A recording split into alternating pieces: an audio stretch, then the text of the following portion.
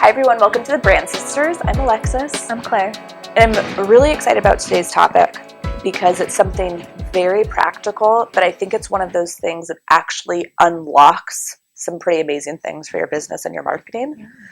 And it's about your ideal client. Don't turn this off.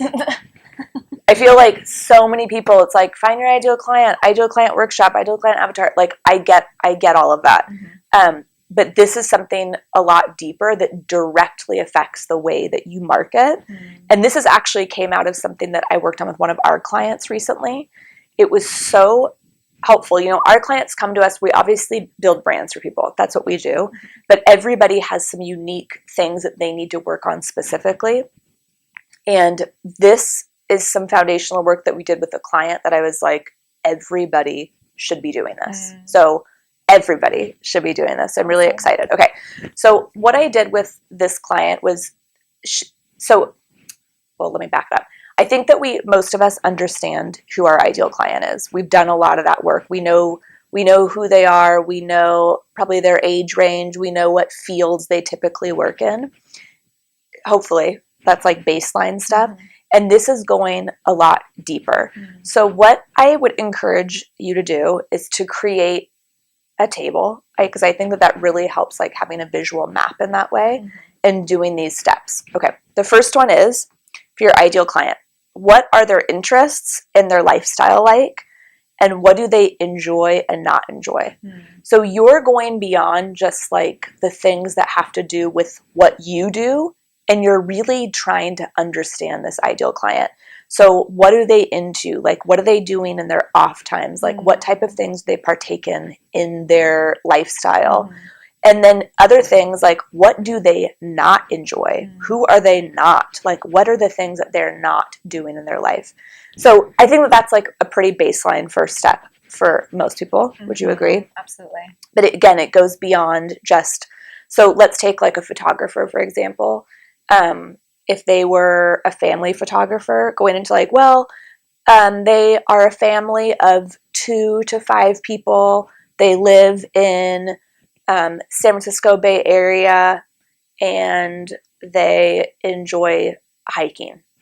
But that's a pretty sterile overview. Like, you really want to go deeper. Like, what do they enjoy doing as a family? What type of things are they not doing as a family? Like, what is their income level? Like, all of those things, like really assessing in detail. Okay. The next step, and I would go like into a second column here, is we're going to turn it on you now. What are the services or the products that you've created for them? So now you're not just like talking about what you do, like you are tailoring these things to that ideal client. So like you need to get in real detail as to like what you do for them. How do you provide for them? Like, what does that package or service include? What is the product specific to them? And it's also going to really help you identify and outline your services, your product suites, like whatever it is, but you're keeping it directly in line with what you've tailored for them. Does that make sense? Absolutely, yeah. Okay, next thing is then what would be their objections to this product or service in relation to you or anyone else? I think that's so key. Yes, because I think that that's where a lot of people fall short, is they're not thinking about the reasons why they're not going to hire you or buy from you. Like, you just think like, oh, I've created this amazing, wonderful thing for them. Here it is. But you need to go through the work of the narrative of figuring out what are all the reasons and all the objections that they have to your service, to your product, whatever it is. So like finances is always going to be one of the ones that comes up, right? Like, well, they feel like they can't afford my product or my service. Okay, you need to get like way more in depth than that. What are the other things? Where else would they want to spend that money? Where do they think that they can't, invest but think they should invest here? Like, you need to go through everything, every objection. You've already done the detailed narrative. So like, think in their mind, every objection they would have to buy from you. I think that's that's such a gem. Because I think especially as we've had quite a bit of experience building out like landing pages for products, for example. And a lot of that like marketing really comes from anticipating what the potential buyer is going to come up with in their mind of like why they shouldn't be purchasing this product or service, right? So being able to anticipate that, and almost like the timing of it too. It's like you introduce your product, all the awesome things, and this is so great, great, great. And then inevitably the next thought in their mind is going to be like, oh, this is awesome, but, and then they're going to come up with all these thoughts of like why they shouldn't, right? Right. And being able to anticipate that and then be like, okay, you might be thinking this, like there is such a, I don't know how to put it.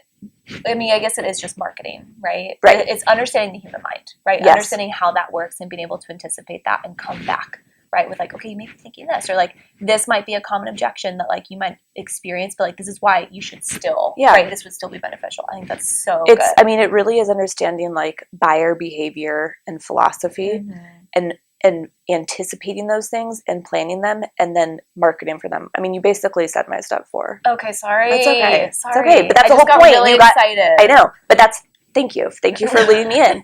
Step 4 is, what talking points do you need to include in your marketing copy to overcome those objections before they even reach out to hire you? So you have anticipated everything, and your marketing copy. And so that's like on your website, that is anywhere else you're doing marketing, right? Like any social media, LinkedIn, advertisements, anything, you're addressing the objections before they even get to bring them up. And like the way in which you sell takes into account all of those objections before. Yeah. It's not just like, let me show you how wonderful this is, and then they bring it up, that their concerns, whatever that is, and then you convince them. It's reversing that, right? Like you're bringing up those things before, and using sales psychology, like in your copy and all of those things, to make sure that those things are anticipated and addressed before they even have the chance to bring them up. The work that a lot of the work that we do for our clients for their landing pages, but also, I mean, I really feel like all marketing goes through the problem, solution, result, right? I mean, really, that's like what you're doing. You're bringing up the problem. What is the result? What is the solution? And then what is the result? And everything like really cycles through that. So if you're just focusing on your ideal client, or if you're just focusing on the solution that you provide, but you're not addressing the problem or the objections or how you can assist them, you have a massive hole in your marketing, a massive hole. So I think it's so important to go through those 4 steps, and it really helps you unlock the way what your services are, or your products, or what your packages are.